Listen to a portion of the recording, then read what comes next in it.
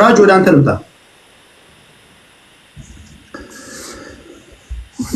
ቴንክ ዩ ቴዲ።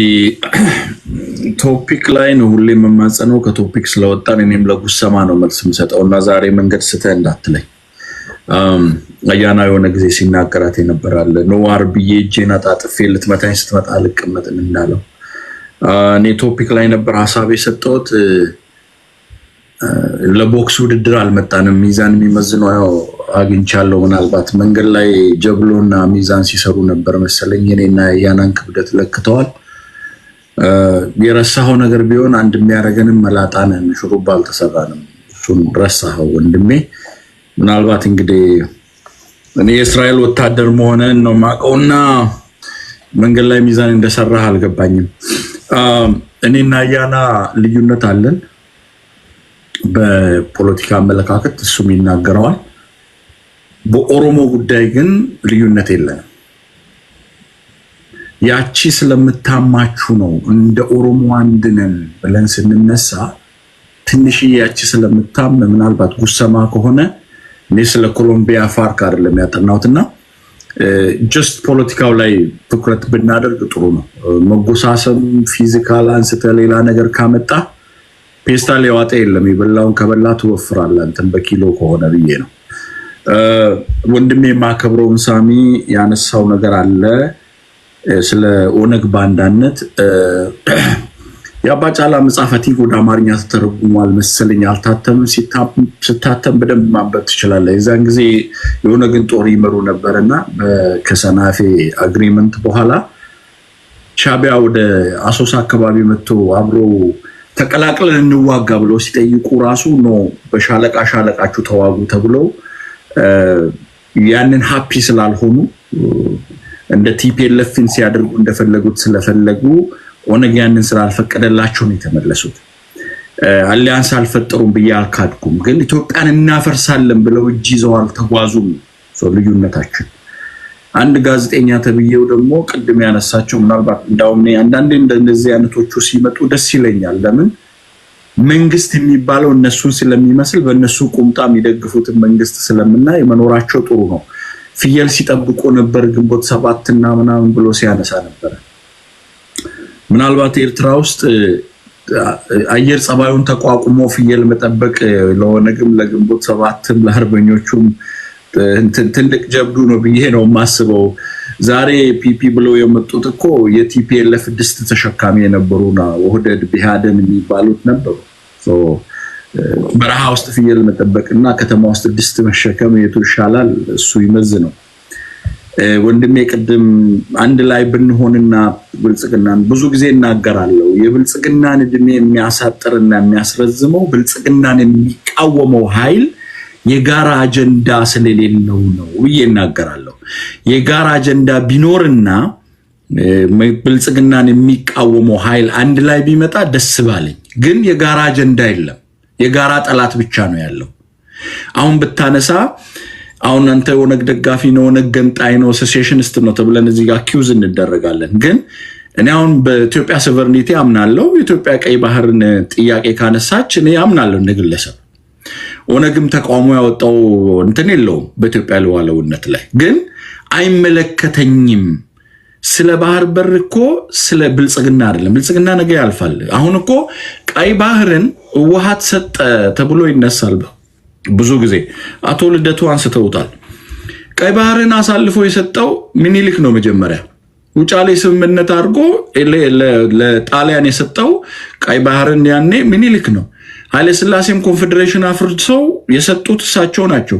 ደርግም የብሔርትን የመገንጠል ጥያቄ ኤርትራ እያነሳች በጉልበት አመጣለሁ ብሎ ጦርነት ውስጥ ከቶ ቀይ ባህርን ለእንትን ያደረገው እሱ ነው።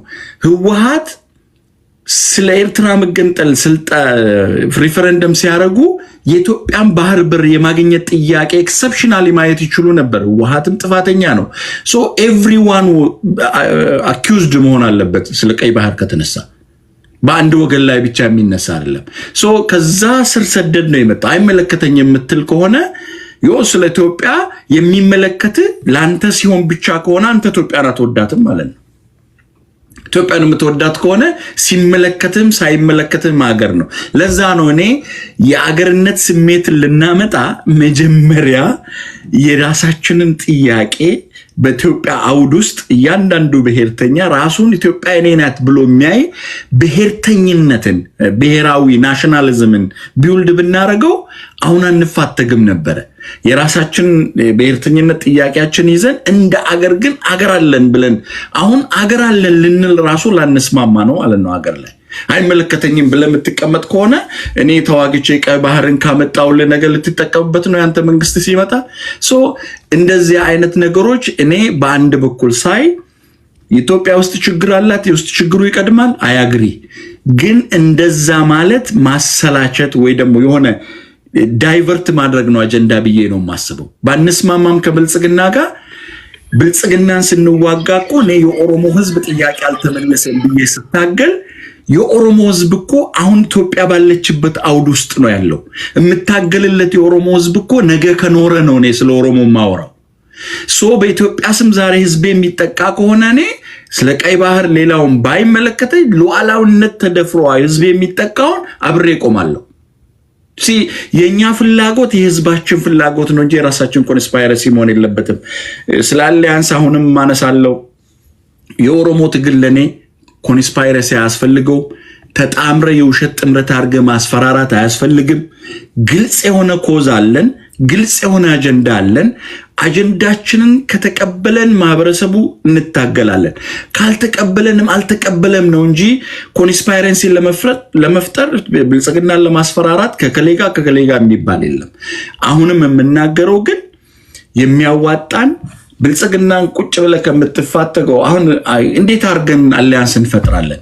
እኔ እኮ ብልጽግናን ገዳይ ነው የብልጽግና ስርዓት ለህዝብ አይመችም ብዬ እየተናገርኩ እዚህ ቁጭ ብዬ እኔንም አያናንም ሌላውንም አንድ ላይ አድርገህ አንድ ናችሁ የምትለን ከሆነ እንደ ኦሮሞ ነው የምጠላን እኮ።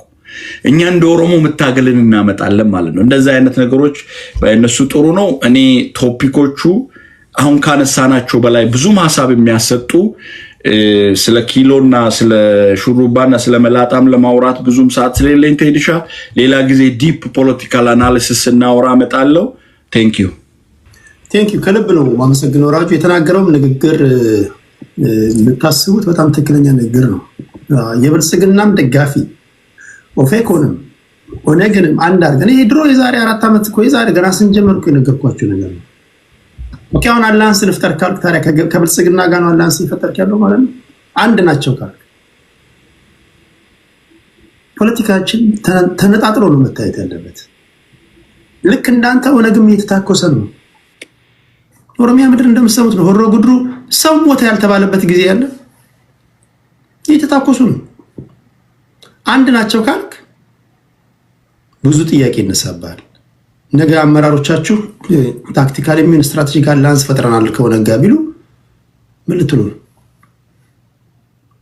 ከብልጽግና ጋር ፈጠራችሁ ማለት ነው። እንደዚህ አይነት ነገሮች ቢያንስ እየለያየን አረፍተ ነገሮቻችንን መገንባት ብንችል ለማለት ያህል ነውና አንድ ደግሞ ካድረክ ለምሳሌ አማራ ክልል ውስጥ ያሉ የፖለቲካ ፓርቲዎች አሉ። ሁሉንም አንድ አድርገህ ስቴትመንትን መስራ ከሆነ አማራ የተባለ ሁሉ ሳይወድ በግዱ አንድ ሆኖ መልስ ይሰጣል። መግለጫ ግን ስቴትመንትን ግን ስትሰራ ለአፋድ ነው ለየትኛው ፋኖ ነው ለይተህ መስራ ከሆነ የአፋድ ደጋፊዎች መልስ ይሰጣሉ። ለአብን ነው የአብን ደጋፊዎች መልስ ይሰጣሉ።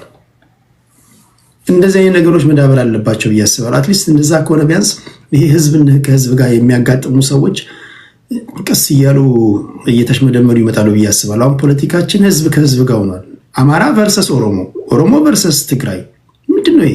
ስልጤ ከጉራጌ ጋር እንዲህ የሚባል ፖለቲካ የለምና ቢያንስ እናንተ ፖለቲከኞች ይሄን መለየት ቢቻልና ማን ምን እንደሚያወራም ለመስማት ለማድመጥ ህዝብ እንዲችል ለማድረግ ያለውና እሱ ቢታሰብበት ለማለት ያለው ትንሽ ተዘበራርቋል። ዶክተር ታሜ ነው መሰለኝ። ከዛ ከዶክተር ታሜ በኋላ መሐመድ ገብቷል። አይ ቲንክ እሱ ነው። ዶክተር ታሜ ወደ አንተ ልምጣ። እንዴት ነው ተራው ትክክል ነው? ተራው ተዘበራርቆብኛል። ጎናችሁ ያለው ሰው አይ ሁለተኛ ታሜ እናንተና እኔ ከተናገርኩ በኋላ ነው የገቡት ወይስ ከዛ በፊት የገቡት? አሁን የተናገረው ማን ነው? ራጁ የመጨረሻው ሰው ነው ራጁ። ከራጁ ቀጥሎ የሚሆነው በእንትና ቦታ ስለሆነ በወጣው ልጅ ቦታ በጋዜጠኛው ቦታ ስለሆነ መሐመድ ነው። ከዛ አይ ቀድሞት የገባው ታሜ ነው። ልዕልና ስትወጣ ታሜ ስለገባ ታሜ ቀድሞ አሁን እንደዚህ እኔም ባለሁኝ ሰዓት ሲደርስ አወራለሁ። እሺ እንደዚህ ነው። ማነው ጋዜጠኛው ልዕልና እነሱ ከፊት ስለነበሩ ከነሱ ቀጥሎ የነበርኩት ቅድም እንዳይምታታ እንትን የነበረው ለዛ ነው። ኦኬ እንደዚህ እናደርጋለን። አሁን ያው ከጎናቸው ያለውን ሰው ማየት ነው። ከዶክተር ታሜ ቀጥሎ ወደ ሚዳለም ከዛ አብትሽ እንዴ ነው ሞሼ ይቀድማል ካብትሽ። ኦኬ ከዶክተር ታሜ ቀጥሎ ማን ነው? የኤቢ ቦታ ነው መሐመድ ነው የኤቢ ቦታ። ከዛ ሞሼ፣ ከዛ አዲስ ታይምስ፣ ከዛ ዩናይትድ አማራ፣ እዛ ያሬድ መስፍን። ይሄን ያዙ። ድንገት እንኳን ሰው በኔትወርክ ምክንያት ቢወጣ ስለሚዘበራረቅ ከማቀጥለው እንደሆናቸው እንድትይዙ። እሺ ዶክተር ታሜ 7 ደቂቃ ነው። ሰላም ናችሁ? ሁላችሁም እንዴት አላችሁ? በጣም ይቅርታ አድርጉልኝ አርፍጄ ስለመጣው። ያ በጣም ወሳኝ ቶፒኮች ላይ እንዳላችሁ ይገባኛል። በተለይ የአድዋና የቀድሞ ፕሬዝዳንት እና አሁን ደግሞ የኢታማዦሩ ንግግር ትኩረት የሚስብ ሆኖ አግኝቻለሁ። ግን ባለፈው አንተ እንደምታስታውሰውም ልደቱን አንተ ጋር ሲጠይቅ ስለ አድዋ ምንድነው ስለ ሀሳብ የጠየቅኩት ነገር ነበረኝ ስለ ባህር በር። ምክንያቱም በጊዜ ልደቱ የያዘው አቋም እኔ 90ዎቹ አይ ቲንክ 97 አካባቢ አዲስ አበባ የነሱ ፓርቲ ማስታወቂያ ስለጥፍ የወደብ በር ጉዳይን ይለጥፉ ነበረና የዛኔ አይ ቲንክ ገና ማቹርድም ስላልነበርኩ አልተረዳውም ነበር። አሁን የያዘውን አቋም ባለፈው አንተ ጋር መጥቶ ከተናገረ በኋላ በጣም ገርሞኝ ጠይቄ ነበር። እሱ የያዘው አቋም የትኛውም አካባቢ ይሁን እንጂ እኛ የምንፈልገው የባህር በር ነው፣ ኢትዮጵያ አሰብን የሚጠይቅበት ምንም ህጋዊ ባክግራውንድ የላትም ብሎ ነው የደመደመው። እኔ ደግሞ በጊዜ የነበረኝ ጥያቄ ምንድነው ኢትዮጵያ ህጋዊ መብት አላት ብዬ ክሌም የሚያደርግ ሰው ነኝ።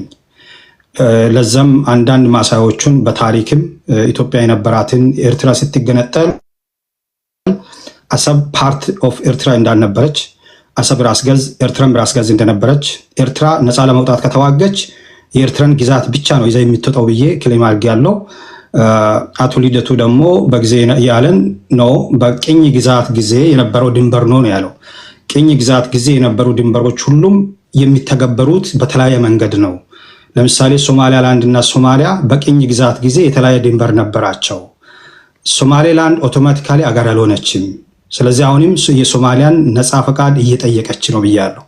ከዛ ውጭ ተጨማሪ ሞሮኮና ሳራዌ ወይም ዌስተርን ስፔን የሚባል ግዛት አለ። ስቲል በሞሮኮ ስር ነው ያለው።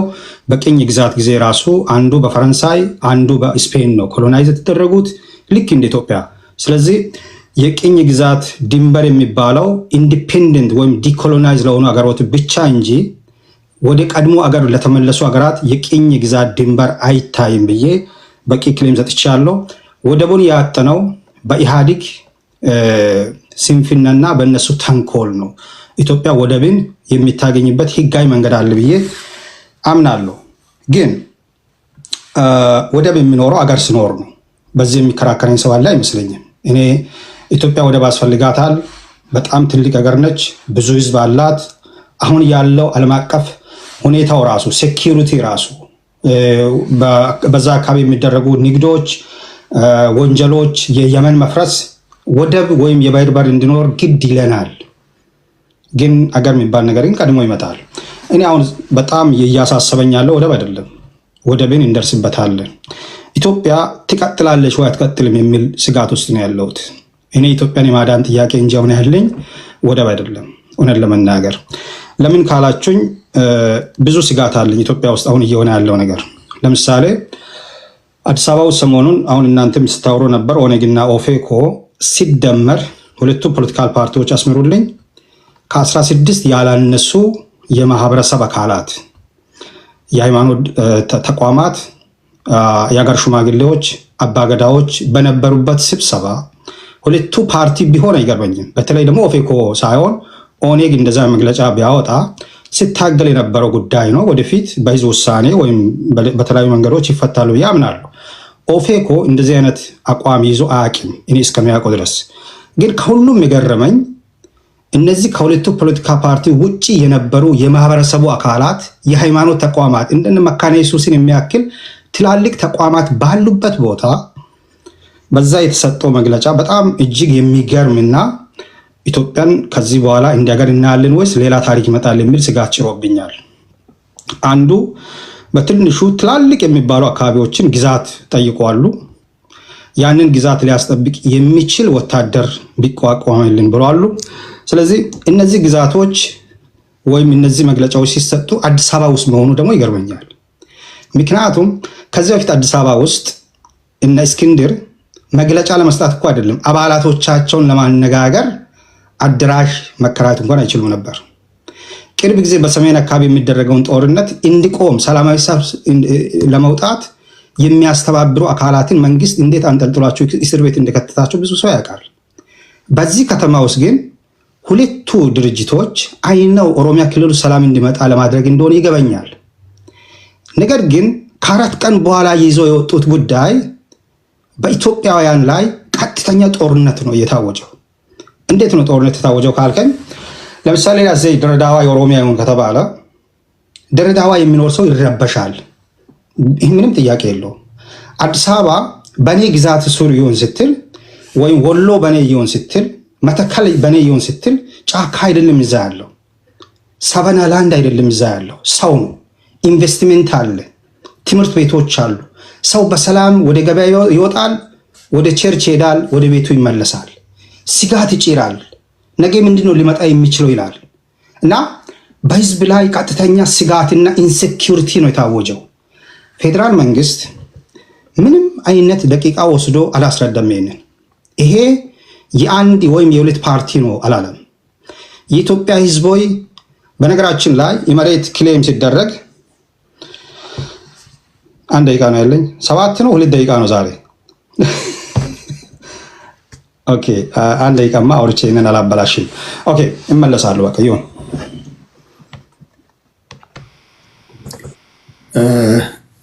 በጣም ሴንሲቲቭ ጉዳይ ነው፣ ብርቱ የሆነ ጉዳይ ነው። ኢትዮጵያውያን ልናወራበት የሚገባውን ጉዳይ ነካከው። ትክክለኛ ነገር ነው። ፖለቲካ ፓርቲዎቻችን ራሳቸው ወይ መክሰም አለባቸው ወይ መሰልጠን አለባቸው። ሰው እዚህ ጋር እንደ ሀገር ስለ ባህር በር ይጠይቃል፣ እዚህ ጋር አዲስ አበባ የማናት ይላሉ። ኮምፕሊትሊ ከህገ መንግስቱ ጋር የሚጻረር ኢትዮጵያ ውስጥ ያለ መሬት ሁሉ የኢትዮጵያ ህዝቦች ብሔር ብሔረሰቦች የጋራ ሀብት ነው ይላል። ፔሪድ። እኔ ምን አይነት ነው ጥቅም እንደሚያገኙበት ራሱ አላውቅም። ውቅያኖስ በሆነ ዓለም ላይ ተዘዋዝሮን ተፋልጠን እየሰራን ባለንበት ሁኔታ ላይ ጉራንጉር የማን ነው ምናምን ትሉናላችሁ። ሰው እዚህ ጋር ሀገራዊ አጀንዳ እንኳን ቢያንስ በእንደዚህ አይነት ቀን እንኳን ሀገራዊ አጀንዳ አያራግም። የባህር በር እንዴት ልናገኝ እንደምንችል ሀሳብ አመነጭም። ይሄ ትክክለኛ ነገር ነውና ሳይተነተን ማለፍ የለበትም። እዚህ ጋር ያለ የተከበረ ህዝብ ማድመጥ ስላለበት ነው ለማለት ያለው። ቴንክ ዩ ዶክተር ታሚ። መሐመድ ወደ አንተ ልምጣ።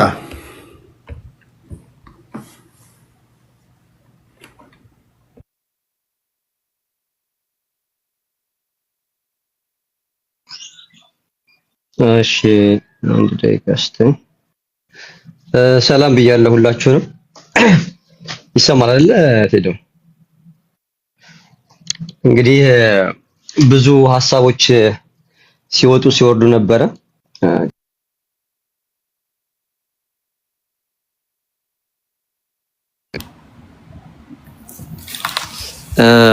እኔ በዋናነት እንግዲህ አሁን ከአድዋ ታሪክ ጋር ተያይዞ ዋዜማ ነው ያለው።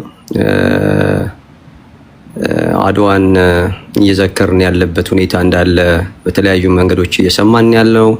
ከፊሎች አድዋን አድሬስ ለማድረግ የተሄደበት ርቀት የራሱ የሆነ አዲስ ናሬቲቭ ክሬት አድርጓል ብለው የሚወቅሱ ሰዎች አሉ። ከፊሎች ደግሞ ይሄ አዲስ ጅምር ነው፣ የጋራ አይደንቲቲን ክሬት ለማድረግ የተሄደ ያለበት ሁኔታ ነው ብለው የሚሞግቱ አሉ።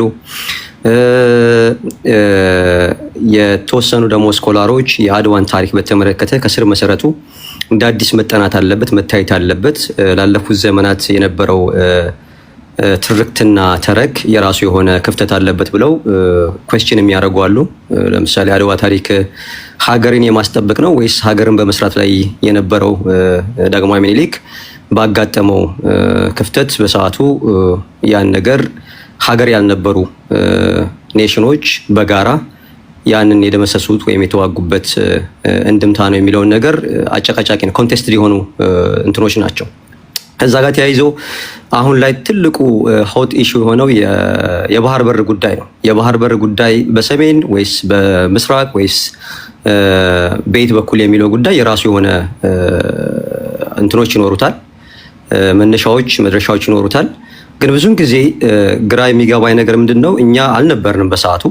እንግዲህ ያን ታሪክ ወይ በንባብ ወይም ደግሞ ለታሪኩ ቀረብ የሚሉ ኢንተግሪቲያቸውን የጠበቁ ሰዎች በሚናገሯቸው ኢንፎርሜሽኖች ነው ያለን ክፍተት የምናዳብረው ብዬ አምናለሁ። ብዙ አይነት እንትኖች አሉ። ለምሳሌ አሰብን እንዴት ነው ያጣ ነው የሚለው ጉዳይ ሲታሰብ የፕሪኮሎኒያል ታይም ያለውን ታሪክ ኮምፕሊትሊ ትተው የሚሄዱ ሰዎች አሉ። ለምሳሌ መጀመሪያው አሰብን እንዴት ነው በጣሊያኖች እጅ የገባው? ምን ነበር ሀፕን ያደረገው? ሪሊ ከዳግማዊ ምኒልክ ጋር ብቻ የሚያያዝ ጉዳይ ነው ወይስ ከዛ በፊት የነበሩ ሁኔታዎች አሉ? ምክንያቱም ራስ ገዝ ነው እንደዚህ ነው ብለው የሚናገሩ ሰዎች አሉ። ግልጽ ማድረግ አይፈልጉም። ለምሳሌ በ1869 አንድ የጣሊያን የሺፒንግ ካምፓኒ አሰብን እንደገዛ ያለውን ታሪክ አይናገሩም። ከገዛ በኋላ ያ ካምፓኒ አሳልፎ ለጣሊያን መንግስት እንደሰጠ ከዛ እንዲህ አይነት ነገሮችን ብዙም ጊዜ ሲወሩ አንሰማም ምናምን። ወይ ዳግማዊ ምኒልክ ላይ ይዘላሉ ወይ ቲፒኤልኤፍ ላይ እንትን ይዘላሉ ወይም ሰምዌር ኢራቲክ የሆኑ ኢንፎርሜሽኖችን ከዛ ይሄ ምንድነው ኮንፊውዝ ኤንድ ኮንቪንስ የማድረግ ከዛ አልፎ ተርፎ ደግሞ የአሰብን ጉዳይ ሲነሳ ለሆነ ኔሽን ለሆነ ማህበረሰብ ብቻ ጥቅም የሚሰራ አድርገው የሚናገሩ አሉ።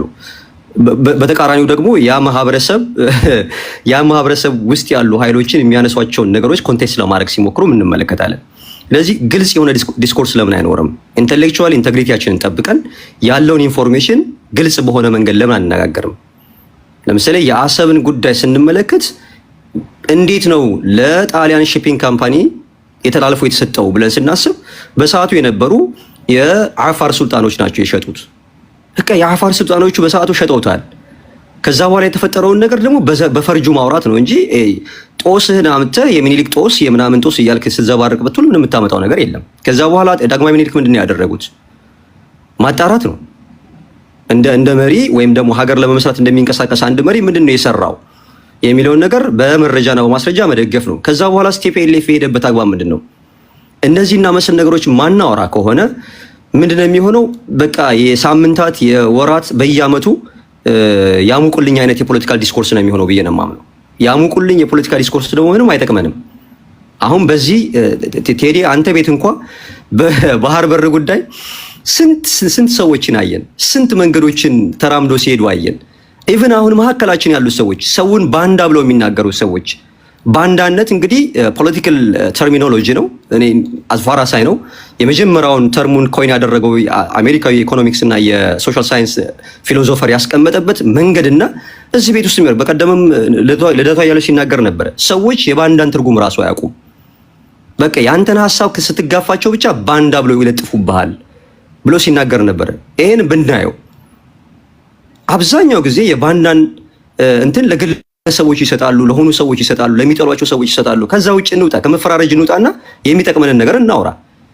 ሰሞኑን ለምሳሌ እያየን ነበር። አንተ ቤት ገብቶ ያልተገባ ንግግሮችን ተናግሮ የነበረውን ግለሰብ ታውቃለህ። ኤርትራዊ ነው። እኔ በነገራችን ላይ ትግርኛ እሰማለሁ።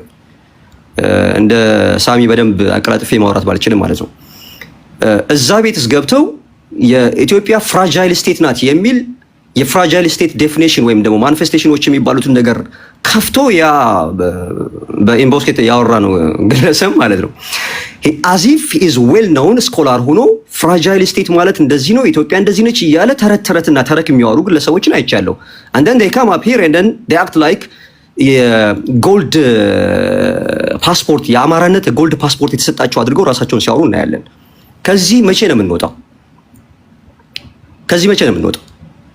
ከዛ ባሻገር ቶፒክ ላይ የተባለውን ጉዳይ ነው። ቶፒክ ላይ ቅድም ያነሳ 100 ሚሊዮን ብር ለአማራ ክልል መልሶ ግንባታ አንድን ሴክተር ነው፣ የትምህርት ሴክተሩን ብቻ ነው። በነገራችን ላይ ያ የሚያሳየው ምን ያህል ወደፊት ምን ያህል ተግዳሮት እንዳለ ነው። ተግዳሮት እንደሚኖር ነው የሚያሳየው። ለአማራ ክልል ማህበረሰብ ማለት ነው። ያ ማህበረሰብ ደግሞ እኔንም ኢንክሉድ ያደርጋል። አስፋራስ እኔ ስለራሴ ነኝ የማውቀው አይደለም። ሰዎች የፈለጋቸውን መላምት ሊሰጡ ይችላሉ። እኔንም ኢንክሉድ ያደርጋል። ስለዚህ እንደዚህ አይነት ወሳኝ የሆኑ ጉዳዮችን መሬት ላይ አስይዘን ከማውራት ይልቅ ዝም ብሎ ብለፊንግ የሆኑ ነገሮች ብናደርግ፣ ሰዎች ጋር መሰዳደብ ብናደርግ ምንም የሚጠቅመን ነገር የለም። በመጨረሻ 1 ደቂቃ ካለኝ የኦሮሞ በሰላማዊ ትግል የሚታገሉ የኦሮሞ ፓርቲዎች ኦፌኮን እና ኦነግን በዳውድ ኢብሳ የሚመራውን ኦነግን በተመለከተ የተነሱ አሉ። አንደኛው ሁለቱም ፓርቲዎች ራሱ በአግባቡ የሚረዷቸው አይመስለኝም። ልክ በቫዮለንቱሊ የሚታገሉ ኃይሎች ጋር ነው አንድ ላይ አታች የሚያደርጓቸው ምናምን። ከዛ ውጪ የኦሮሞ ጥያቄ አላቸው። የኦሮሞ ጥያቄን ለምን አነሱ ብሎ መክሰስ ሌላ ጉዳይ ነው።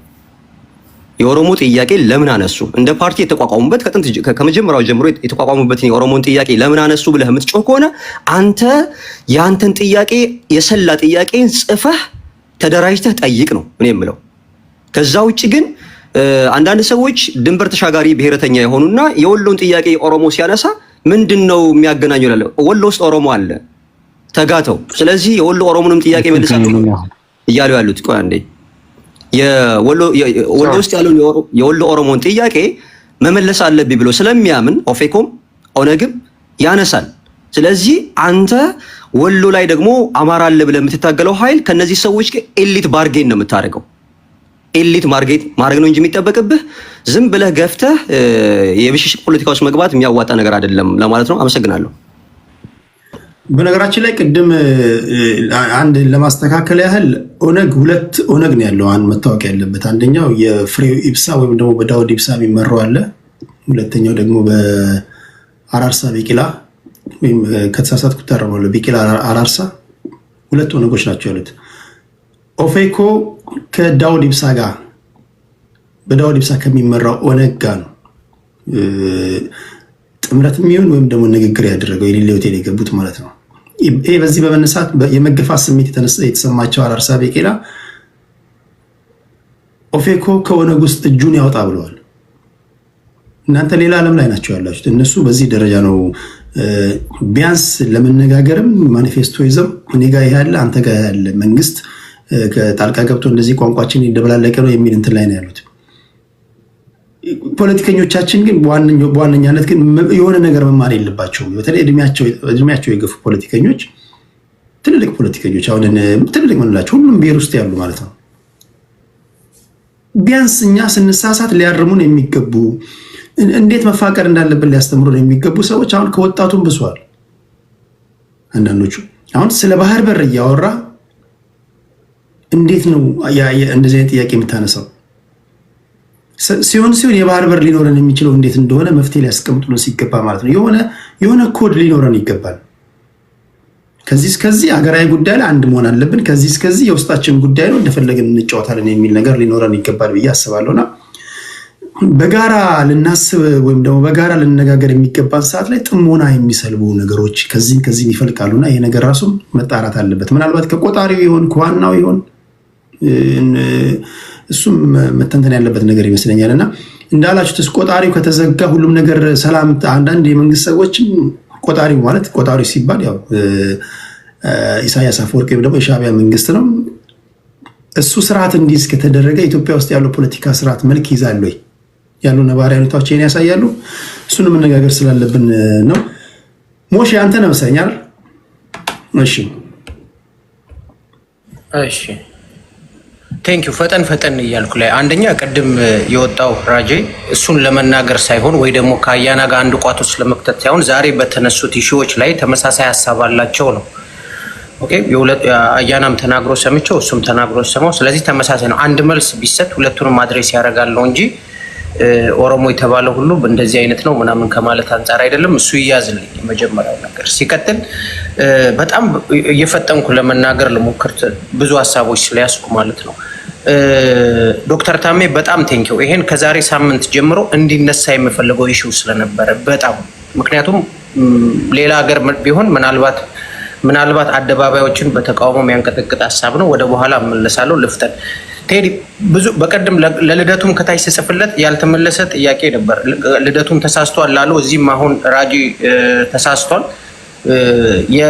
የኤርትራን መገንጠል ሚኒሊክን ይከሳሉ ብዙ ጊዜ ስፔሻሊ ከኦሮሞ ብሔርተኞችና ከትግራይም ብሔርተኞች አንጻር ከኤርትራ መገንጠል ጋር ተያይዞ ሚኒሊክን ነው የሚከሱት። ግን ታሪክ ደግሞ የሚነግረን መጀመሪያ ለኤርትራ መገንጠል ምክንያት አድርጎ የሚነግረን አፄ ዮሐንስን ነው። ለመፍጠን የኤርትራ የሱዳን ደርቡሽና የደርቡሽ የእንግሊዝና አፄ ዮሐንስ የተፈራረሙት የጀነራል ህይወት ትሬቲ በጀነራል ህይወት ትሬቲ ስም የወጣው ስምምነት ለጣሊያን በኋላ ላይ ኤርትራ ላይ እግሯን እንድታሳርፍ ቱርኮች የለቀቁትን የቆላውን የኤርትራን መሬቶች እንድትቆጣጠር እውቅና የሰጠ ነው። ኦኬ። ስለዚህ እንግሊዝ ክዳ የህይወት ትሬቲ ተገልብጦ ደርቡሾች በዛ ምክንያት ዮሐንስንም ገለው ዮሐንስ በሁለት በኩል አንድ እዛ ጋር አገኘዋለሁ ብሎ ከእንግሊዝ ጋር የተፈራረሙ መሬት እንግሊዝ ለጣሊያን ሰጣ። ሁለተኛ ደግሞ በዚህ በኩል በራሳቸው በደርቡሾች ሞተው ሁለት ሉዝ ያደረጉበት ነው። ስለዚህ እነሱ መግባት የጀመሩት ጣሊያኖቹ መግባት የጀመሩት ከሚኒሊክ በፊት ነው። ቆላውን ይዘው ሚኒሊክ ስልጣን ከወጡ በኋላ ደጋውን እያያዙ ነው ወደ ሐማሴንን እያያዙ ወደ ትግራይ ቦታ የመጡት። ስለዚህ የኤርትራ መያዝ የጀመረው ሚኒሊክ ስልጣን ላይ ከመውጣቱ በፊት ነው። ይሄ በደንብ አድርጎ ይያዝ። አንዱ ደግሞ የተባበሩት መንግስታት ድርጅትና የአውሮፓ ህብረት ተናገሩ የተባሉትን ወይ ደግሞ የሰጡትን መግለጫ ከኤርትራ ከያዘችው አካባቢ ስፔሻሊ ዛላምበሳ ኤሪያ ነው የሚሆነው። ይሄ ከሱ ጋር ተያይዞ የተነሳው ሀሳብ አሁን ዓለም ላይ እየተከሰተ ያለውን የኃይል አስተላለፍ እያያችሁት ነው። አዲስ ምናልባት ከሁለትና ከሶስት ወር በፊት ያልነበረ የኃይል አስተላለፍ እየመጣ ነው። ድሮም የተለመደው ምን አለ ምስራቁና ምዕራቡ ምንለው አለ። ምዕራቡ ላይ አውሮፓውያኑ ከነ አሜሪካ ጋር ተጨምረው ይኖራሉ። ምስራቁ ላይ እነ ራሽያ ይኖራሉ። ብዙ ጊዜ በሀገሮች መካከል የሚደረጉ ግጭቶች በእነዚህ ሁለት ኃይላት ነው የሚሆነው። ለምሳሌ ሰሞኑን ይሄ በዚህ 15 እና 1 ወር ከትራምፕ መመረጥ ጋር ተያይዞ ይሄ ነገር እየተፋለሰ ይመስላል። የራሽያና የአሜሪካ ግንኙነት ጠንካራ ነው ወይ ደግሞ በዩክሬን ላይ ራሱ በምናየው ነገር ብዙ ነገሮች እየተለዋወጡ ነው። ስለዚህ ወደ ጦርነት የሚገባ ከሆነ የአውሮፓ ህብረት በዚህኛው ዳይሬክት የመሆን ቻንስ አለው፣ በዛኛው ደግሞ ራሽያ ከአሜሪካ ጋር በአንድ ጎራ የመሆን ቻንስ ሊኖራቸው ይችላል። ስለዚህ ይሄኛው ነው የፖለቲካ ስሌት ማስላት ያስፈልጋል፣ ዝም ብሎ እንትን ከማለት ጋሽ ታሜ ዶክተር ታሜ ወደ አነሳው እንድምጣ። ይሄ የኦፌኮና የኦነግ መግለጫ በጣም በጥላቻ በአንታይ አማራ ሴንቲሜንት የታጨቀ ኢትዮጵያን በመረበሽ የታጨቀ ነው። ለምሳሌ ቆንጠል አድርገን ስናይ ሞያሌን ይጠይቃል። ሞያሌ ማለት ወደ ደቡብ አካባቢ የሚገኝ በሶማሌ ክሌም የሚደረግ እንደገና የኦሮሚያ ኤሊቶችም የሚጠይቁት ጥያቄ ነው። እንግዲህ በአንዴ ከሶማሊያ ክልል ጋር ግንኙነቶችን ማደፍረስ ይፈልጋል። ሁለተኛ ደግሞ አሁን መሐመድም የተናገረው ወሎ ከአማራ ክሌም ማድረግ ወይ ደግሞ ወሎን ወደ ኦሮሞ መጠቅለል እንትን ይላል። እዚህ ጋር ለመሐመድ መልሼ የሚሄድ የምፈልገው ነገር ምንድነው? መሐመድ ልክ እነሱ ወሎ ኦሮሞ ስላለ መሰረታዊ ጥያቄ አድርገው አዲስ አበባ ላይ ተሰብስበው ጠየቁ፣ አንተም ጠይቅታል። እያወራን ያለነው እኮ ስለ ግራውንድ ነው፣ ስለ ፈርታይል ግራውንድ ነው የምናወራው። መንግስት የኦሮሞ መንግስት ስለሆነ ይሄ ስርዓት ስለተመቻቸለት እንዲህ አይነት ጥያቄዎች ሲጠይቁ ራሱ ግራውንዱ ተመቻችቶላቸዋል። እነሱ የትኛው የአማራ ልሂቅ አዲስ አበባ ላይ ይሄን አይነት ስብሰባ ቢያደርግ ይሄን እንደዚህ አይነት ነገሮች ቢያደርግ የትኛው የአማራ ድርጅት እንደዚህ አይነት ጥያቄዎች ቢጠይቅ ቅቡልነት ሊኖረው ይችላል? በፍጹም አይኖረውም። በፍጹም አይኖርም። መንግስትም በሌላ አነጋገር እንደዚህ አይነት በመንግስት ውስጥ የተሰገሰጉ ሚኒስተሮች እንኳን ብዙ ጊዜ ተመሳሳይ ሀሳብ ሲያራምዱ እናያለን። ወሎ የኦሮሞ ነው እንትን እንደዚህ ነው የሚሉ ነገሮችን አዲስ አበባ እንደዚህ ነው የአዲስ አበባ ሰው እንደዚህ ነው ሲል እንሰማለን። ስለዚህ ይሄ በሆነበት ሁኔታ የአማራ ኤሊት እንደዚህ አይነት ጥያቄዎች ይዞ ስላልመጣስ የተደራጀ ጥያቄ ስላልጠየቀ ነው። ለምንድን ነው የሚጠይቀው? ወሎ አማራ ክልል ውስጥ ነው ያለው፣ የአማራ ህዝብ ነው፣ የአማራ መሬት ነው። ወዴት ይሁን ብሎ ነው የሚጠይቅልን? ሊጠይቅም አይገባም። ያን ማስከበር ነው ያለበት። ኦኬ። ስለዚህ የመጠየቅ ጉዳይ አይደለም ልል ነው። ቴዲ ምንድነው ከሞያሌ ጋር ግጭት ከሶማሌ ጋር ግጭት የመፍጠር መጠንሰስ አለ፣ ከአማራ ጋር ተመሳሳይ ነገር አለ። በአዲስ አበባ ጉዳይ ከአማራው ጋር ከጉራጌው ጋር ከሌላው ብሔር ብሔረሰብ ጋር ተመሳሳይ ነገር አንስተዋል። ስለዚህ ይሄ በጣም ቢግ ኢሹ ነው፣ በጣም ትልቅ ኢሹ ነበረ መሆን የነበረበት። መንግስት በሚያስተዳድረው ሀገር ውስጥ የሆኑ ኃይሎች የሃይማኖት አባቶችን ሰብስበው አባገዳዎችን ሰብስበው አዳራሽ ተከራይተው ኢትዮጵያን የማፍረስ ኮንፈረንስ ካካሄዱ ሊትራሊ ይሄ ሀገር የሚያሸብር ችግር ነበር። ግን ማንም ሰው ትኩረት ሊሰጠው አልፈለገም። ማንም ሰው የትኛው ብሔር ብሔረሰብ ነው ስፔሻሊ አሁን ባለችው ኢትዮጵያ አዲስ አበባ ላይ ቦታ ይዞ እንደዚህ አይነት የፖለቲካ ፍላጎት አለኝ እንደዚህ አይነት ነገር አለኝ ብሎ ቢል ያን ነገር በመልካም ሊወሰድለት የሚችል ስለዚህ ይሄን ነገር እና አያና ከምን አንግል እንደሚያዩት አላውቅም። አያና ግን መልስ ብትሰጠኝ ያው በውስጡ ላትኖርበት ትችላለህ፣ ግን በገባ መረዳት ይሄ ነገር ትክክል ነው ወይ ይሄ ነገር መደረግ ነበረበት ወይ ብለህ እስቲ በደንብ አድርገህ መልስ እንድትሰጠኝ ፈልጋለሁ። ቴንክ ዩ ሞሼ። ማን ነው? አዲስ ታይምስ ያኔ ነኝ ቴዲ።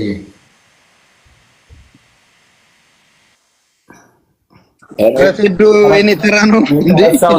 አዲስዬ አይ ቲንክ የኔ ተራ ነው ወንድም አለ ከመስፍኔ በፊት እኔ ነኝ። ቴዲ ነው ተረሳው ነው አልተረሳህም። አንተ ሁለታችሁ ከኔ በኋላ ናችሁ። ነው አዲስ ስታወራ ነበርኩኝ ሳወራ አልነበራችሁም ሁለታችሁ። ስራ ላይ ነኝ። ረጅም ሰዓት ነው የጠበቅኳችሁ፣ ግን የኔ ተራ ነው። መሐመድና ታሜ ራሱ አይቀድሙኝም። አንደኛ ይሄ ተቻኩላችሁ ምናምን የምትወያዩት ቸኩያለሁ ምናምን ነው ቴዲ ያልቸኮርኩ ነው አይ ሚን ላይክ ዲስ ማይ ተርም ኦኬ። የኔ ተራ ነው። ቀደም ተከተሉ ማን ነው? ያሬዶ አይደለም እኔ የኔ ነው። ከሁለቱ ሲያወሩ አንተ ነህ በላይ ነበረ። አዲስ ታይምስ እኔ በኋላ መስፍን ያወራል። አዲስ ታይምስ ዩናይትድ አማራ እኔ ከዛ በኋላ ነው ያሬድ ከዛ መስፍን መጨረሻ ነው።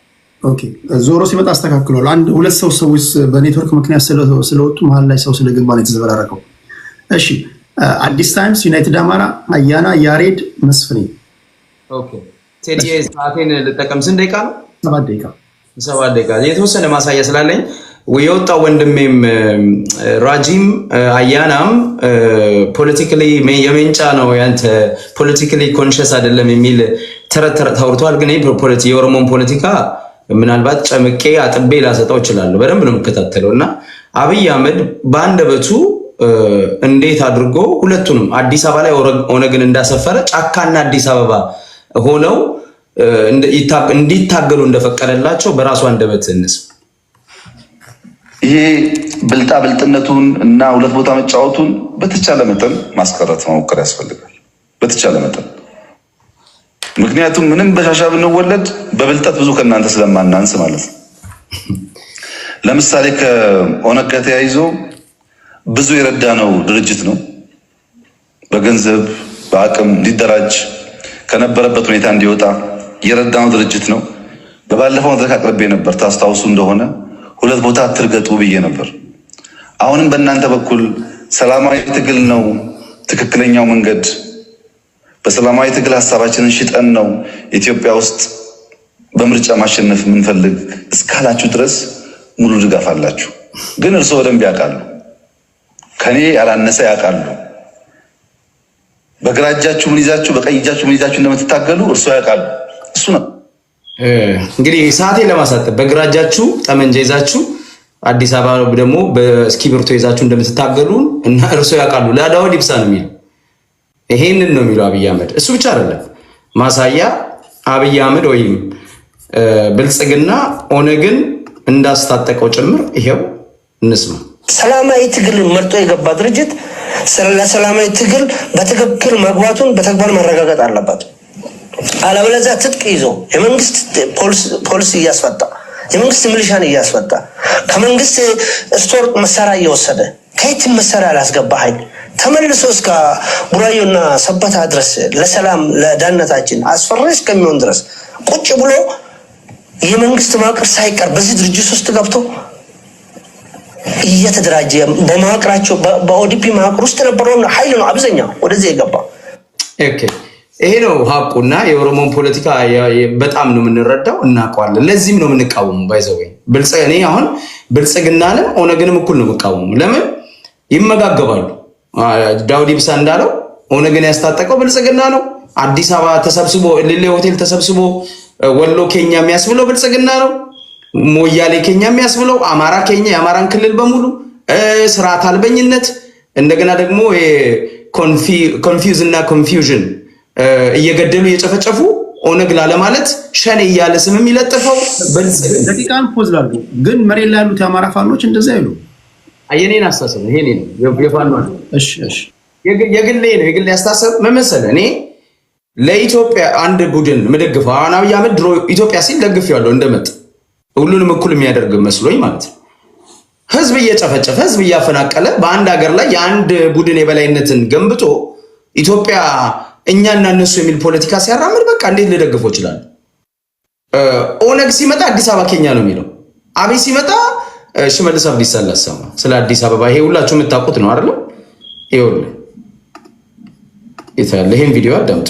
መካከል ኦሮሚያ አንዷ ነች ማለት ነው። ከኒውዮርክ እና ከጄኔቭ ቀጥሎ ፊንፊኔ ነች የዓለም የኢኮኖሚ ትልቅ የዲፕሎማቲክ ሴንተር። ዓለም ላይ ካሉ 3 ሴንተሮች መካከል ኦሮሚያ አንዷ ነች ማለት ነው። ዓለም ላይ ካሉ 3 ሴንተሮች መካከል ከኒውዮርክ እና ከጄኔቫ ቀጥሎ ኦሮሚያ ነች አንዷ፣ ፊንፊኔ ነች አንዷ ይላል። ይሄ የኦሮሚያ ክልል መንግስት ነው። ይሄ ሰውዬ ይኸውልህ ህዝብ አስጨፍጭፎ ሚሊዮኖችን አፈናቅሎ ስልጣን ላይ ነው ያለው። አሁን ያስደመጥከን ድምጽ ምንድን ነው? ዓለም ላይ ካሉ ከአንዱ ፊንፊኔ የኢኮኖሚ ከተሞች መካከል 3ቱ አንደኛው ኦሮሚያ ነች ይላል። ፊንፊኔ ነች ኦሮሚያ ናት ነው የሚለው፣ አዲስ አበባ ናት ነው ኦሮሚያ ነች ነው የሚለው። አድጋሚ ላሰማል ኦሮሚያ ነች ነው ኮሜ ፊንፊኔ ኦሮሚያ ነች ብሎ እስኪ ድምፁ እንድገኝ ከኒውዮርክ እና ከጄኔቭ ቀጥሎ ፊንፊኔ ነች የዓለም የኢኮኖሚ ትልቅ የዲፕሎማቲክ ሴንተር። ዓለም ላይ ካሉ 3 ሴንተሮች መካከል ኦሮሚያ አንዷ ነች ማለት ነው። አየህ፣ ዓለም ላይ ካሉ የኢኮኖሚ ሴንተሮች መካከል ኦሮሚያ ነች አንዷ፣ ፊንፊኔ ነች ይላል። ከኒውዮርክ ከጄኔቫ ቀጥሎ እንደዚህ አይነት በአንድ ሀገር ላይ 2 መንግስት መስረተ ሀገር አልባ አድርገኝ ናሽናል ኢንትረስት እያልክ አታላዝንብኝ አያና እና ደግሞ ጣይቱ ይላታል ያቺን እህታችንን ማለት ነው። እኔ አከብራለሁ የፖለቲካ ተሳትፎ ሴትም በሙ ጣይቱ እንደዚህ ከሆነ ጣይቱነት እኔ ማቀው ጣይቱ እኮ አዲስ አበባን የቆረቆረች ነች። ጣይቱ እኮ ስትራቴጂ አውጥታ ጣሊያን እንዲሸነፍ አንድ ወታደራዊ ስትራቴጂስት ነች ጣይቱ እንጂ የአማራን ጄኖሳይድ የምትክድና አማራ አልተጨፈጨፈም ወለጋ ላይ የጨፈጨፈው አማራን ወያኔ ነው እያለች የምታላዝን በህዝብ ጭፍጨፋ ላይ የብልጽግናን የምትደግፍ ካድሬ ጣይቱ ብለህ ትጠራለህ። ግልጽ ነው ለአንተ ጣይቱነት እንደዚህ ነው ለአንተ። አድዋንም ስታከብሩት እንዲያርጋችሁ ነው የምታከብሩት እያልኩ እኮ ነው። አድዋን ገልብጣችሁ ነው የምታከብሩት። ኢትዮጵያ ስትሉ ገልብጣችሁ ነው ኢትዮጵያ የምትሉት። ስለዚህ ከናንተ ኢትዮጵያ ጋር እኛ አብረን ልንሄድ አንቺ የናንተ ኢትዮጵያ ጸረ አማራ፣ ጸረ ኢትዮጵያዊነት፣ ጸረ ብሔር ብሔረሰብ፣ ተረኝነት፣ ዘረኝነት፣ የበላይነት ያለበት ነው። ሁሉም ኬኛ ነው፣ አዲስ አበባ ኬኛ ነው የሚል ነው። እኔ ይህንን ኢትዮጵያ እንዴት ነው ልቀበለው የምችለው ነው ቴዲ? እኔ እኮ መሰረታዊ ጥያቄ ነው። ገብቷል? አንድ የጀነሬሽን የገነባውን ከተማ ጉራጌው፣ ኦሮሞ፣ ትግሬው፣ ኤርትራዊ ሳይቀር ላቡን አፍስሶ የገነባውን ከተማ የኔ ነች የሚል ጊዜ ሰጥቶት 4 ኪሎ ቁጭ ብሎ የመንግስት መዋቅርን በደንብ ይዞ የጸጥታ ተቋሙን ደህንነቱን ይዞ መከላከያውን ይዞ የበላይነትን ገንብቶ ሁሉን ኬኛ የሚል ስርዓት ባለበት ሂድና ስለ ቀይ ባህርና ስለ አሰብ ታገል ይለኛል። እኔ መጀመሪያ አዲስ አበባ ላይ ሰው ነኝ ወይ ነው? እኔ አዲስ አበባ ላይ የኢትዮጵያ ባንዲራ ነው። ጀግኖች ምኒልክ እነ ጃገማ ኬሎ የሞቱለትን ባንዲራ ይዤ አድዋን ማክበር እኮ አልችልም እኔ ቴዲ። አድዋ እኮ ሲከበር ከነጠላ ላይ አረንጓዴና ቢጫ ይቀደዳል እኮ። ስለምን ምንድነው ናሽናል ኢንትረስት የምትለኝ አሰብ የምትለኝ ምንድነው? እኔ መብቴ ተገፈዋል እያልኩ ነው። መኖር አልቻልኩም እያልኩ ነው ቴዲ። የምሬን ነው ማውራው። ይሄ ዝም ብያለሁ ማውራት። አረንጓዴ ቢጫ ቀይ መልበስ ነውር ያደረገ ስርዓት እንዴት ነው ስለ ኢትዮጵያ ሊሰብከኝ የሚችለው? ኢትዮጵያኖች ደማቸውን ላባቸውን አፍስሰው የገነቡትን ከተማ የኔ ነች ብሎ በብሔር ሊነጥቅና ሊውጥ የመጣ እየዋጠም ያለ እያፈረሰ ያለ ዘረኛ ስርዓት የሀገር ኢንተረስትን ያስከብርልሃል አትበለኝ ቴዲ። እኔ መሰረታዊ ጥያቄ እዚህ ጋር ነው ቴዲ። ስለዚህ ሀገሬን እወዳለሁ። አዎ ኢትዮጵያ ለአንድ ላክ መሆኗ ትክክል አይደለም። ባይዘወይ በዚህ አጋጣሚ ልደቱ አያለውም አደንቋል። የፖለቲካ ሀሳቡ ስህተት ሰርቷል። አንተ ጋር መጡ ምኒልክ ናቸው መጀመሪያ ተጠያቂ አይደሉም። ታሪክ እሱ ነው ያሳይ። ኦነስትሊ አንደኛ እሳቸው እንኳን ያደረጉት ቢባል ብዙ ሰዎች የነበረውን የጦርነት ሁኔታ ገምግመው እሳቸው ምንም ማድረግ አይችሉም ብለው ይተነትናሉ። ቴዲ እሺ እሳቸው አደረጉ እንበል፣ ግን የእሳቸው ልጅ እኮ ኃይለ ሥላሴ በዲፕሎማሲም በጉልበትም አስመልሷል። ደርግ እኮ ኢትዮጵያዊ ደርግ እኮ በጉልበት አስጠብቆት ነበሩ።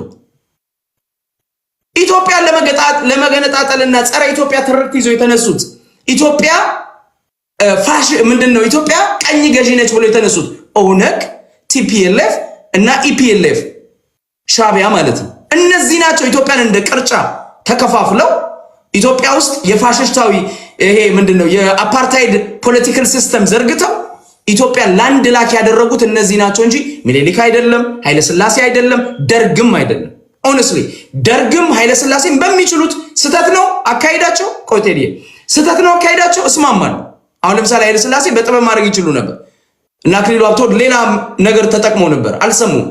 ይሄን መክሰስ ትችላል፣ ግን አሳልፎ አልሰጡ። የኖርሜ ደርግ በጉልበት መሄዱ ስትራቴጂክ አልነበረ ማለት መውቀስ ትችላል። ደርግን ግን ባንድ አድርገ ደርግ እጁ አለበት እሱም ተጠያቂ ነው አትንም። ደርግ የኢትዮጵያን ኢንተረስት የሚያስከብር ስርዓት ነበር፣ ዘረኛ አልነበረም። እንደ አብይ አህመድ በአንድ ሀገር ላይ አንዱን ብሔር ከፍ አንዱን ብሔር ዝቅ አድርጎ እየጨፈጨፈ ያለ ስርዓት አልነበረም። አምባገነን ነው። ስለዚህ ይህንን የኢትዮጵያ ሕዝብ ማወቅ አለበት። በአይናችን ላይ ባደግንበት የወያኔና የኦነግ ስርዓት ገልብጠው እነሱ የኢትዮጵያ ጠበቃ እኛ ባንዳ ደግሞ መሶሎኒ ምናምን ይላል ተረት አይፈራም መሶሎኒ ያለ አማራ ክልል ውስጥ ባንዳ ነበር። አሁን ነበር የአባ ጅፋር ልጅ እኮ የአማራን አንገት ቆርጠ አምጣ ተብሎ እኮ ይቆርጥ የነበረ እኮ ነው። የአባ ጅፋር የልጅ ልጅ አይደለም እንዴ? የምናውቀው ታሪክ እኮ ነው።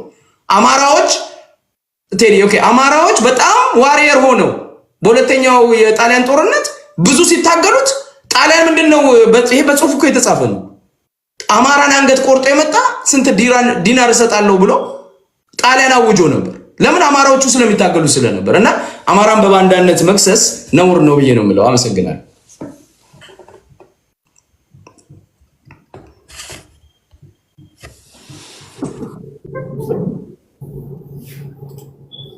አይሰማም ቴዲ።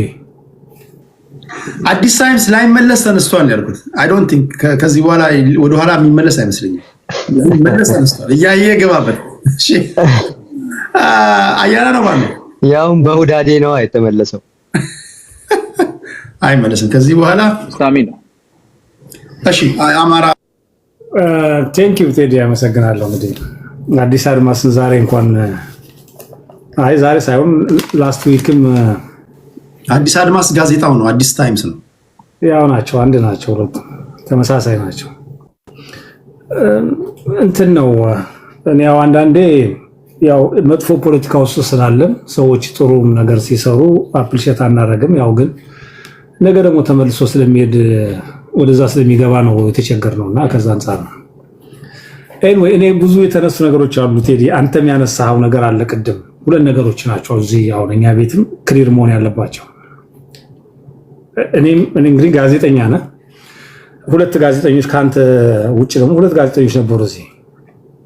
እኔ ጋዜጠኛ እንግዲህ ጎበዝ ተንታኞች አርቀው የሚያዩ ብዙ ነገር አድርጌ ነው የማስበው፣ የምወስደውም በዛ ነው።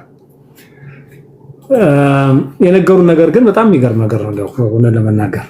አንተም ያልከው አሁን የአሊያንስ ጉዳይ ሲነሳ ምን አልክ መሰረት ቴዲ፣ በአንድ በኩል የኦሮሞ ፖለቲከኞችን አንድ ላይ ጨፍልቃችሁ አንድ አታርጉ፣ አትፈርጁ ብለናል። ትክክል፣ እኔም እቀበላለሁ።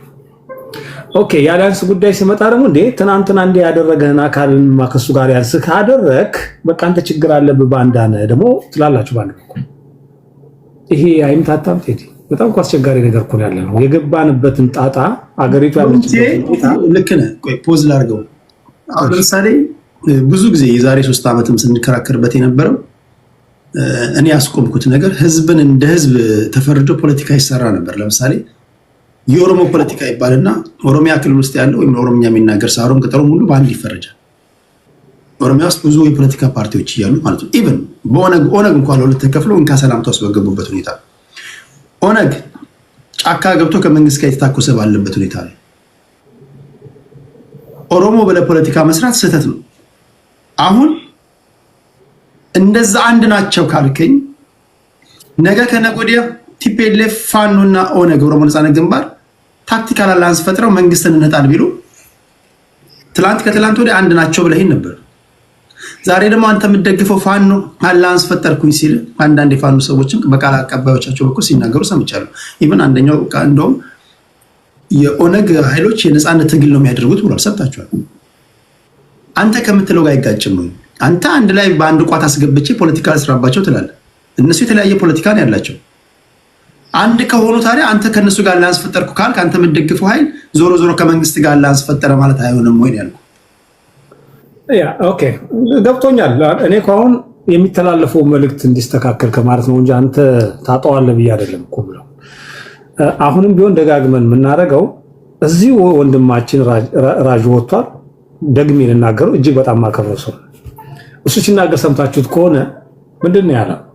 በዓላማ በዚህ በአካሄድ ዓላማ አንድ አይደሉም፣ ጠላታቸው ግን አንድ ነው ይላል። ጠላት አንድ ከሆነ በዓላማ አንድ የማትሆንበት ምክንያት አለው። ሁለተኛ ኦነግ የሚባለውን ተቋማት በሙሉ ብትሄድ 3 ማርቦ 4 ማርቦ ብትሄድ ፕሮግራሙ አንድ ነው። ዋናው እሳቤው አንድ ነው። የተከፋፈሉበት የራሳቸው ስልት አላቸው። ለዚህ ማረጋገጫ ደግሞ ጀዋር መሐመድ ተነግሮናል። የኦሮሞ ፖለቲከኞች ወይም ድርጅቶች የተለያየ ነው ለታክቲክ ነው እንጂ ዓላማችን ግባችን አንድ ነው ብሏል። ከነሱ በላይ እንግዲህ ፖለቲከኛ የለም። ኦኬ ይሄንን እየተረዳን ኦኬ አንተ ባልከው ጠላት ለመቀነስ ሲባል ወይም ደግሞ ፕሬጀር ለመቀነስ ሲባል ወደ አንደኛው ደግሞ ስትጠጋ እንዴ እሱም አይገደል አይደለም ወይ እንዴት አብረህ ትቆማለህ ከኦነግ ጋር ሊለን ይመጣል። ወያኔ የሚባለውን አካል ደግሞ አሁን ከሁለትም ሆነ ከሶስትም ተከፋፈለም አልተከፋፈለም ነገሮችን ለመቀነስ ወደ ደግሞ ብትነጋገር እንዴት ከወያኔ ጋር ትነጋገራለህ ይላል። ጠቅልለህ ስትፈርጅም ችግር ውስጥ ይገባል። ይሄ ሁሉም የሆነው አማራ ላይ ሲሆን ነው፣ ሌሎች ጋር አይደለም። ኦነግ ቲፒኤልኤፍ ጋር ሰርተዋል። በጦርነቱ ጊዜ የነበረው ሁኔታ እናውቃለን። ብዙ ነገሮች ነበሩ። ሌሎችም እንደዚህ ናቸው። አሁን ይሄ ብልጽግና የሚባለው አካልም ከቲፒኤልኤፍ ጋር እየሰራ የአማራውን ትግል ግን ከቲፒኤልኤፍ ጋር እየሰራ ነው ብሎ ፕሮፓጋንዳ የሚሰጠው ብልጽግና ራሱ ነው። ኦኬ ስለዚህ የአማራውን የትግል ሂደት ልትረዱለት ይገባል ነው የኔ ጥያቄ። ብዙዎቹ ይህንን ስላልተረዱ እዚህ የተናገሩት ነገር ነውና በዓላማ እንዳደለንም ጠላታችን ግን አንድ ነው ካልክ ልዩነታቸውን መረዳት እንችላለን በቀላሉ ብዬ አስባለሁ። በተረፈ ቅድምም ደግሜ ነው ምለው የአሰብ ጉዳይ እኔ ኢትዮጵያ ያስፈልጋታል አያስፈልጋትም የሚለው ጭቅጭቅ ውስጥ አልገባም። ብዙዎቹ በአንድ ያልነው በእንደዚህ አይነት በተተራመሰ ሁኔታ ውስጥ የአማራው ትግል ሊገባ አይችልም። የአማራው ትግል ግልጽ የሆነ አካሄዶች አሉት። መጀመሪያ ኢትዮጵያ የምትባለው ሀገር መተማመን እንፍጠር። በዚህ መንግስት ላይ መተማመን የሚባል ነገር የለንም። አብይ አህመድን አምነን ተከትለን ሄደን እሳት ውስጥ ልንገባ አንችልም። የመጀመሪያው ስራ አብይ አህመድ ኢትዮጵያ የምትባለውን ሀገር መተማመን መፍጠር መቻል አለበት። በተለይ አማራው ላይ እየተፈጠረ ያለውን ግፍና በደል ቁመን ይሄ መንግስት እንደ ኢትዮጵያ መንግስት መሆኑን ማረጋገጥና ኢትዮጵያ የምትባለው ሀገር መቀጠሏን ማረጋገጥ አለብን ነው። ከዛ በኋላ የኢትዮጵያ ሕዝብ ተማምኖ መተማመን ሲያገኝ የባህር ጥያቄዎችን ያነሳል ነው። ይሄ በማይሆን ሁኔታ ግን አሁን ባለንበት ሁኔታ የባህር ወደብ ካገኘ ብያለሁ፣ ደግሜ ነው ምለው የኦሮሞ ፖለቲከኞች አሁንም ያሉት ተሰባስበው እንደተናገሩት መንግስት ስልጣን ላይ ያሉት እንደሚያስቡት እነ ሽመልስም እንደሚያስቡት ወሎን ለምን እንደሚፈልጉት ስለምንረዳ ለአሰብ ያለውን ቀረቤታና ስፋታቸውን እያጠቃቀቁ ስለሆነ አገር የመሆኑ ጉዳይ ከባህር ማግኘቱ ማግስት አገር ይሆናሉ። ይሄ ኢሳሚ ሐሳብ የአማራ ትግል ሐሳብ አይደለም፣ የኔ የግል ሐሳብ። ስለዚህ ይሄንን እያየው ወይም ደግሞ እየተረዳው ከአብይ አህመድን አምኜ ስለ አሰብ ብዬ ልነሳ አልችልም። የመጀመሪያ አማራ መሆኔን የመጀመሪያ በኢትዮጵያ ደረጃ መኖሬን ማረጋገጥ መቻል አለብኝ። መተማመን መፍጠር አለብኝ። የዛ ሀገር ባለቤት መሆኔን ማረጋገጥ አለብኝ። የዛ ሀገር የአማራ ኢትዮጵያዊ መሆኑ መረጋገጥ መቻል አለበት። የመጀመሪያ መተማመን።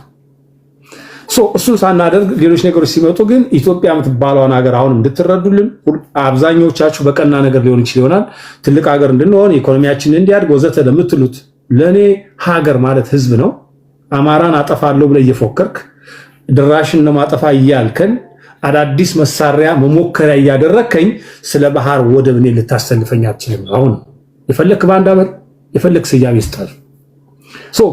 የባህር ወደቡ ይዞት የሚመጣው ጣጣ የመጨረሻ ኢትዮጵያ የሚያጠናክር ሳይሆን ኢትዮጵያን የሚያፈርሳት ነው።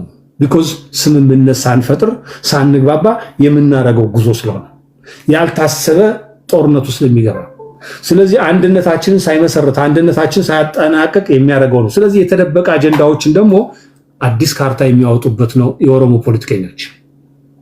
ይሄንን እኔ ላለው በዚህ ደረጃ ያለውን ነገር ጋዜጠኞቹ ሊሉት የሚፈልጉት ነገ ኦሮሞ ሊወስደው ይችላል ተብሎ መስጋት ምናምን ያለው አይ ቲንክ አንተ ነህ ጋዜጠኛ ያልከው እንግዲህ አላነበብኩኝ እሱን ጋዜጣ እንዲህ አይነት የፖለቲካ ትንታኔ ካልገባን ባንናገር ጥሩ ነው ወይም የአማራውን ትግል ለመክሰስ ባትመጡ ጥሩ ነው አርቀን ነው የምናስበው መጪው ምን ሊሆን እንደሚችል እየገባን ነው የምንናገረው በስሜት ብቻ አይደለም ዛሬ ዱላ ስለበዛብን ስለታረድን አይደለም የምናወራው አካሄዳቸውን እሳቢያቸውን ፍላጎታቸውን በደንብ እግር በእግር እየተከታተልናቸው እዚህ ያለው ወንድም ያያና የመንግስት ደጋፊ አይደለም ብሎ የመንግስት ሰዎችን ያሳጣቸዋል ኮምፕሊትሊ ግን እሱ የመንግስትን ስራ ነው የሚካሄደው ለኔ ጎበዝ ፖለቲከኛ ነው አይ ሪስፔክት ዩ በደንብ ግን አርቲኩሌት አድርጎ ነገሮችን በደንብ ይረዳል ያለውን ሁኔታ በደንብ ይረዳል ግን ብልጽግና መባል አይፈልግም የተደበቀው አጀንዳው የተደበቀው ሳቢውን የሚያንጸባርቀው አሁን የ6 ዓመት ኢትዮጵያ የሆነ ነው የመጣው የልደት ካርዱ ገና 6 ዓመት ነው ኢትዮጵያ ከሆነ በዚህ ደረጃ ሆነን እያወራን ያለነውና ቴንክ ዩ ቴዲ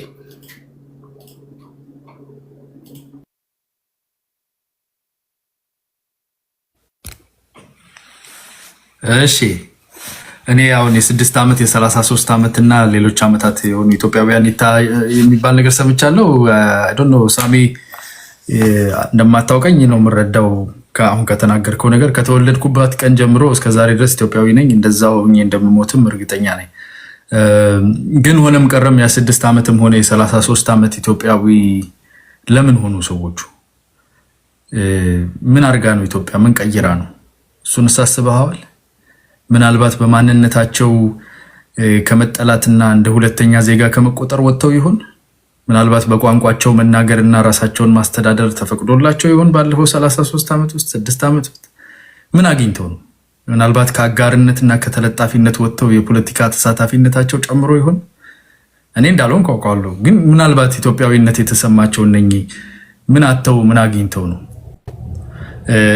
እሱ ራስን መጠየቅ ያስፈልጋል አንዳንድ ጊዜ አንድ ጣት ወደ ሰው ሲጠቆም ቢያንስ 3 ጣት ወደ ራስ ይጠቁማልና ምን ስትሰራ ቆይተ ነው አብረህ ጋራ ሀገር ያለህ የምትመሳሰል አንድ ሀገር ውስጥ የምትኖር ህዝብ ለምን ኢትዮጵያዊ ሳይሆን ቆየ ያንተም ኃላፊነት አይደለም ወይ አንተ ኢትዮጵያዊ ሆነህ ከርመህ ነው አሁን የወጣኸውና ምን አርገው ነው ኢትዮጵያዊነቱ ቅርብ ጊዜ የተቀበለው የሚለውን ጥሩ ጥያቄ ነው እኔ አይደለም እኔ ከነምኑም ንቀቱንም ንቀን ስድቡንም ዝም ብለን ኢትዮጵያዊነታችንን አስበልጠን ይኖርነን በጊዜው ደግሞ አሁን ያለንበት ቦታ ደርሰናል የባህር በር ሲከፈት ኢትዮጵያዊነት የሚያስጥል አይደለም ማለት ነው አዲስ የመጡት እንዴት ኢትዮጵያ ጥለው ይገነጣላሉ ታዲያ አይኖ ማኒፌስቶ የሚባል ነገር እናንተ የምትደግፉት አካል እንደ ኃጢያት እንደሚቆጥር እናውቃለን ግን አንተ የምትላቸው ድርጅቶች ማኒፌስቶም አላቸው ማኒፌስቶአቸው እንኳን መገንጠልን አልያዘም ዛሬ አይደለም በሚሰደቡበት በሚናቁበት ዘመንም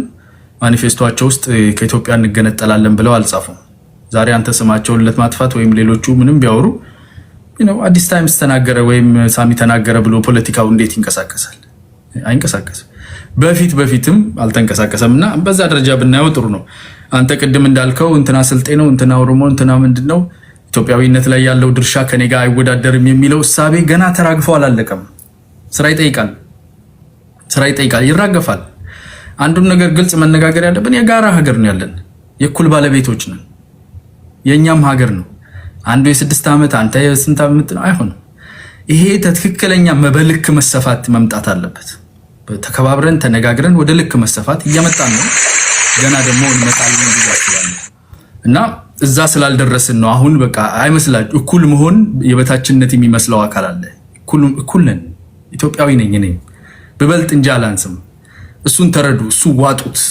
ውሃ ነገር ምናምን ወስዶ ዋጥ ማድረግ ነው ኮዝ ግድ ነው አሁን ፊውቸሩ ወደዛ ነው እየሄዳለው ባህር በርም ቢመጣ ኢትዮጵያ ትቀጥላለች ያኮረፈ ያኮርፋል ባንዳሚውን ባንዳ ይሆናል እንቁላል የሚቀቅል ይቀቅላል ኢትዮጵያ ትቀጥላለች ቅድም ታሜ የሚያነሳው ነገር አለ አይዞ ታሜ አገሪቱ ወደፊት ነው የምትሄደው ትፈርሳለች የሚለው ስጋት ምናልባት ሚዲያው ምኑ ተጋኖ ፈረሰች ሲሉ የፈረሰ አውቆ ነው ማፍረስ የሚፈልገው ነው የፈረሰ የሚልህ ቢፈርስ ነገር የለም አይ ቲንክ ማመድም አንስቶታል በፍራጂሊቲ ላይ ስቴት ፍራጂሊቲ ላይ በጣም ዲፕ የሆነ ኢንዴክሱን የሚመለከት ውይይት አድርገናል ሞሼም ነበረ 3 ሆነን በተለይ ከሌላኛው ኤክሶዶስ ከሚባለው ልጅ ጋር ጥሩ ውይይት አድርገናል አንዳንዱ ሰው በቃ አብይ አህመድ ከመጣ በኋላ ኢትዮጵያ ፍራጂሊቲ ልትፈርስ ምናምን የሚባል ወሬ ከሚዲያ ላይ ለቅሞ ያወራል። ለ20 ዓመት በላይ ያለውን አይተን ኢንዴክሱን ብሬክዳውን አድርገን ፍራጂሊቲ ውስጥ ነው የቆየ ነው። ፍሮም 92 to 98 101 መሀል ላይ ያለ ነው በቁጥር ማለት ነው። ከ0 እስከ 120 ነው ፍራጂሊቲ የሚለካው። እሱን ሌላ ጊዜ ዲቴል ገብተን ማጥናት እንችላለን። ኢትዮጵያ ፍራጂሊቲ በጣም ድንገት ዘላ የገባችበት ምናምን የሚመስላችሁ ሶሻል ሚዲያው ላይ ያለው ግለት ነው። እዚሁ ተቦክቶ፣ እዚሁ ተጋግሮ፣ እዚሁ ተበልቶ፣ እዚሁ ያው የሚጸዳዱት ነው። የትም የሚሄድ አይደለም። የሚቀጥል ሀገር ትልቅ ሀገር ነው ያለን። ይልቁን እንዴት አድርገን በጋራ እንሂድ፣ እንዴት ይሄን ራሴን የምኮፍስበትን ሰከን አድርጌ ከሌሎች ጋር ተያይዤ ተከባብሬ ስልጤውንም፣ ሀዲያውንም፣ ከምባታውንም፣ ኦሮሞውንም ሌላውንም እኩል እንደሆነ አምኜ እንዴት ወደፊት ልሂድ ነው። እዛ ውስጥ መግባት እስክንችል ድረስ ያመናል። የሚጎረብጥ ነገር አለው። ቀስ እያለ በእንቅልፍ ያልፋል አንዳንዱ ብዬ ለመናገር ፈልጋለሁ። ደርቡሽ ዮሐንስ ምን አልከኝ? እዛ ጋር አያና ፖዝ ላድርገውና አሁን በዜጎች መካከል በሀገራዊ ጉዳይ ላይ በጋራ እንዳናወራ እያዘ የሚያደርጉ ነገሮች አሉ። ለምሳሌ ከህገ መንግስቱ አንቀጽ 39 እንኳን መጥቀስ ብንል የብሔር ብሔረሰቦች መብት ራስን በራስ ማስተዳደር እስከ መገንጠል ነው የሚለው። ይሄ በብዙዎች ዘንድ ተቀባይነት የሌለው ነገር ነው። ኦኬ እንበልና አሁን ለምሳሌ የባህር በር ነገ አሰብ ያለው በአፋር በኩል ነው አገኘ ኢትዮጵያዊ ደሙን ከስክሶም ሊሆን ይችላል፣ በሰላማዊ መንገድ ባሉ ኦፕሽኖች ተገኘ ይባል። ይሄን ህገ መንግስት ተጠቅሞ የአፋር ክልል ልገንጠል አትከለክለው። ለመገንጠል የራሱ አካሄዶች አሉትና እነዚህ በዜጎች መካከል ከዚህ አካባቢ አሁንም ክልሎች እንደምታውቀው የቋንቋን መሰረት ያደረገ ፌዴራሊዝም ነው ያለን። ከዚህ አካባቢ ይወጣልን ይሄ አካባቢ የኛ ነው ያሉ ፖለቲካ በሚሰሩበት ሁኔታ ላይ መጀመሪያ ከፈረሱ ጋር የቀደመ እንዳይሆን በዜጎች መካከል መጀመሪያ መተማመን መፍጠር አይቀድምም ወይ? እንዲህ ያሉ ጥርጣሬዎች ባሉ ሁኔታ ላይ እንዴት ነው ትልቅ ነገር መንግስት ራሱ መጠየቁ? ዜጎች ለምን እንደዚህ ያላችሁ ሊባሉ ይችላሉ ወይ? እስኪ ይሄን ነገር ምን ነው የምትለው? ይሄ በጣም ምርጥ ጥያቄ። አንደኛ አንቀጽ 39ን በሚመለከት አንቀጽ 39 የሰልፍ ዲተርሚኔሽንን የሚናገር ወይም ደግሞ የራስን እድል በራስ መወሰን ላይ የሚናገር አንቀጽ ነው። ከውስጡ እኔም የምስማማበት እንደ ሀገር በተለይ በብሔር ያሉን ጥያቄዎችን መልሰን ሀገራዊ ህብረታችንን የምናጠነክር ከሆነ የህገ መንግስት ማሻሻያ ያስፈልጋቸዋል ብዬ ከማምነው መሀል አንዱ ክፍት በር ተደርጎ ማንም በፈለገ ሰዓት የሚወጣበት ሀገር የመጠንከር አቅሙ ዝቅተኛ ነው ብዬ ስለማስብ ብሔረ ብሔራዊነቱን አጠንክረን የብሔር ጥያቄዎች የምናስመልስ ከሆነ የህገ መንግስት ማሻሻያ አድርገን መገንጠልን ከህገ መንግስታችን ውስጥ የምናወጣበት እኔ እንደ አንድ ግለሰብ እደግፋለሁ። ጥያቄዎችን መመለስ ያስፈልጋል። የአማራ ህዝብ፣ የኦሮሞ ህዝብ፣ ሌሎችም ህዝቦች ምን አላቸው የሚለው አሁን ባለው ይዘቱ ግን የባህር በርን ማግኘት ከዚህ ጋር አያያዝም። የባህር በር አንደኛ ሲመጣ ለአንድ ክልል ተደርጎ ተለጥፎ የዛ ክልል አካል ተደርጎ የሚመጣ አይደለም። ከሶማሌላንድ ጋር ባደረግነው የ20 ኪሎ ሜትር ስፋት ያለው መስመር ወይም ሊንዌይ በሊዝ ለ55 ወይም ለ99 ዓመት ብንወስድ የፌዴራል መንግስት ንብረት ነው የሚሆነው ያ መስመር ማለት ነው። እንኳን በኢትዮጵያ ክልል ሆኖ ያለ አይደለም የውጭ ሀገር ያለው እዛ ሶማሌላንድ ላይ ወይም ደግሞ ኤርትራ ላይ የትኛውም ሀገር ላይ ያ ትራንዚት ኔሽን ያ መሬት የሱ አይደለም። የኢትዮጵያ ፌዴራል መንግስት የኢትዮጵያ ብሔር ብሔረሰቦችና ህዝቦች ንብረት ነው የሚሆነው ማለት ነው። ስለዚህ እንደ ሊንዌይ እንደ ሲ አክሰስ ንብረትነቱ የማይለወጥ የፌዴሬሽኑ የኢትዮጵያ ብሔር ብሔረሰቦች ንብረት ነው። ኢሪጋርድለስ ግን አንቀጽ 39 ላይ ያለህን እሳቤ እጋራለሁኝ። በሂደት በምክክር ሌሎችን ጥያቄዎች ስንመልስ እዚህ ህገ መንግስት ውስጥ መሻሻል ያለባቸው ከቋንቋ ጋር ተያይዞ አንቀጽ 5፣ አንቀጽ 106፣ አንቀጽ 47፣ አንቀጽ 39 እኔ የምስማማባቸው መሻሻያዎች ብዬ የማስባቸው አሉ። ግን በአንድ ሰው ስሜት የሚስተካከል አይደለም። በምክክር ሂደት የምናስተካክለው ሊሆን ይገባል። ጥያቄ መልሻለሁ። አመሰግናለሁ። ታይሜን ጀምርልኝ። ልመለስና ደርቡሽ ጋር ሄደናል ብዬ ነው ያቆምኩት።